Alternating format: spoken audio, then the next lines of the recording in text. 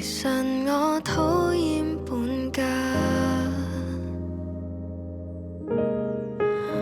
無奈這幾晚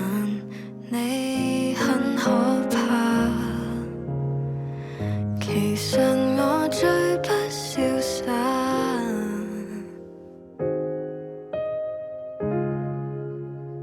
但像師奶般吵架有益嗎？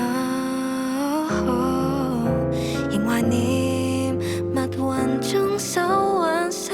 選購花灑，何必叫聖殿最後沒完啊？你當放我一馬吧，我想很高貴地分手，揭穿底牌有時很醜，才趁你再放大假，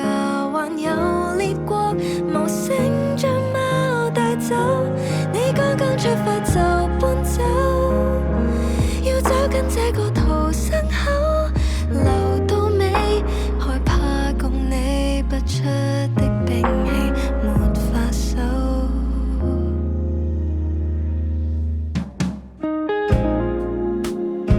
戴上過你的手銬，但後段並不享受，